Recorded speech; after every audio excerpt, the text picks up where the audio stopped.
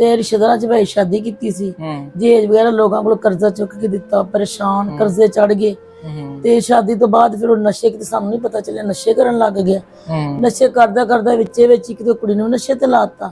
ਅਸੀਂ ਜਦੋਂ ਜਨੋਂ ਲੜਾਈਆਂ ਝਗੜੇ ਕਰਕੇ ਸਾਨੂੰ ਕੁੜੀ ਨੂੰ ਵੀ ਮਾਰ ਕੁੜੀ ਕੁੰਡੀ ਲਾ ਦੇ, ਕਿਹੜਾ ਘਰ ਹੀ ਨਹੀਂ ਹੈਗੀ, ਉਧਰ ਗਈ ਅਸੀਂ ਰੋ ਧੋ ਕੇ ਘਰ ਆ ਜਾਣਾ। ਇਹਨੇ ਆਪਣੇ ਵਾਲ ਪੁੱਟਨੇ, ਇਹਨੇ ਘਰ ਚ ਰੋਲਾ ਪਾਣਾ, ਰੋਣਾ, ਕਦੀ ਕਮਰੇ ਚ ਬੰਦ ਕਰਨਾ, ਕਦੀ ਕਿਤੇ ਕਦੀ ਕਿਤੇ।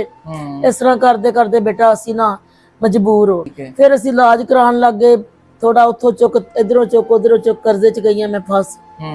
ਹੁਣ ਇਹਦਾ ਠੀਕ ਹੈ ਮਾਸ਼ਾਅੱਲਾ, ਸ਼ੁਕਰ ਅੱਲਾ ਦਾ। ਸਿਰਫ ਇਹਦਾ ਰਹਿ ਗਿਆ ਜਿਹੜਾ ਕੋਰਸ ਨਾ, ਉਹ 70-80 ਹਜ਼ਾਰ ਦਾ ਖਰਚਾ। ਬੇਟਾ ਬੱਚੀ ਜਵਾਨ ਹੋਵੇ ਨਾ ਜਿਸ ਘਰ ਦੇ ਵਿੱਚ, ਤੁਹਾਨੂੰ ਪਤਾ ਹਰ ਬੰਦਾ ਬੁਰੀ ਨਜ਼ਰ ਤੇ ਕਰਦੇ ਨੇ, ਅੱਜ ਕੱਲ ਦਾ ਮਾਹੌਲ ਆ। ਤੇ ਮੈਂ ਚਾਹਨੀ ਆ ਕਿ ਮੇਰਾ ਆਸਰਾ ਬਣ ਜਾਵੇ ਕੋਈ, ਇਹਦਾ ਕੋਰਸ ਹੋ ਜਾਏ, ਮੈਂ ਅੱਗੇ ਦੀ ਸ਼ਾਦੀ ਕਰਾਂ, ਅੱਛਾ ਘਰ ਮਿਲ ਜੇ, ਬੇਸ਼ੱਕ ਉਹ ਰੋਟੀ ਇੱਜ਼ਤ ਦੀ ਦੇ ਦੇਵੇ, ਹੋਰ ਕੁਛ ਨਸ਼ਾ ਨਾ ਕਰਦਾ ਹੋਵੇ, ਭਾਵੇਂ ਗਰੀਬ ਹੋਵੇ, ਇੱਜ਼ਤ ਵਾਲਾ ਹੋਵੇ, ਤੇ ਮੈਂ ਉਹਦੇ ਨਾਲ ਸ਼ਾਦੀ ਕਰ ਦਾਂਗੀ। ਬੇਟਾ ਮੇਰਾ ਕਰਜ਼ਾ ਉਤਰ ਜਾਵੇ ਤੇ ਇਹਦਾ ਨਿਕਾਹ ਕਰ ਦਾਂਗੀ, ਜਿੱਥੇ ਉਹ ਮਰਜ਼ੀ ਲੈ ਜਾਵੇ, ਠੀਕ ਹੈ, ਮੈਂ ਉਹਨਾਂ ਦੇ ਨਾਲ ਆ, ਮੈਂ ਉਹ ਮੇਰੇ ਨਾਲ। ਮਤਲਬ ਤੁਸੀਂ ਇਸ ਚੀਜ਼ ਤੇ ਐਗਰੀ, ਸਪੋਰਟ ਕਰਨ ਤਿਆਰ ਹੋ? ਮੈਂ ਐਗਰੀ ਹਾਂ, ਮੈਂ